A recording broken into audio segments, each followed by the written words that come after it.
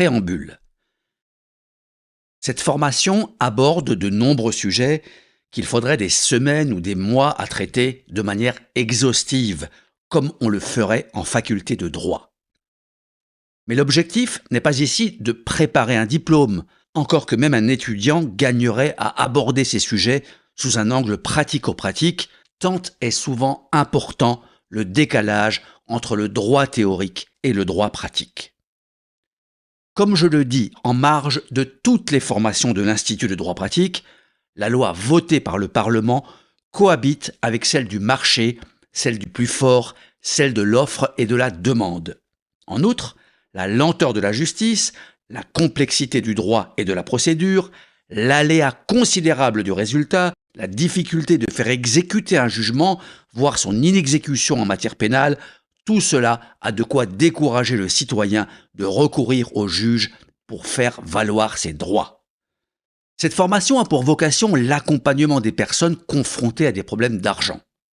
Ce n'est pas l'exhaustivité qui est recherchée, mais l'efficacité dans les domaines où elle peut être espérée, qu'il s'agisse de renseigner la personne, de l'orienter vers un autre professionnel lorsque cela est vraiment indispensable, de l'aider à intervenir directement, voire d'intervenir pour elle, par exemple auprès d'une banque, d'un commissaire de justice, d'une administration, d'un commerçant, etc. Évidemment, la meilleure manière de régler un problème, étant d'éviter qu'il se produise, certaines démarches relèvent de la prévention. Mais ici, elle a rarement pour objet d'éviter les problèmes, puisque l'accompagnement, notamment par un travailleur social, n'intervient le plus souvent qu'une fois le problème survenu.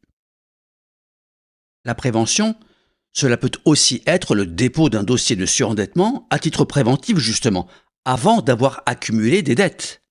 Parfois, cela peut consister à menacer de poursuites pénales, en toute légalité, faut-il le préciser, un vendeur ou un démarcheur qui a abusé de la faiblesse de l'acheteur. La prévention, cela peut aussi être de demander la suspension du remboursement d'un crédit sans recourir au surendettement. Faire valoir ses droits peut avoir un impact considérable. Trop de personnes croient encore qu'on est systématiquement responsable de toutes les dettes contractées par son conjoint. Trop de saisies sont pratiquées sur des biens ou des comptes communs, alors que dans certaines hypothèses, on peut s'y opposer. Trop d'expulsions locatives pourraient être retardées sans qu'il soit nécessaire de prendre un avocat. S'il est un domaine où le droit est un outil juridique de l'accompagnement social, c'est bien celui des problèmes d'argent. La prévention idéale, c'est de ne pas avoir de problème. C'est d'être né sous une bonne étoile. C'est d'avoir de la chance, parfois de la mériter.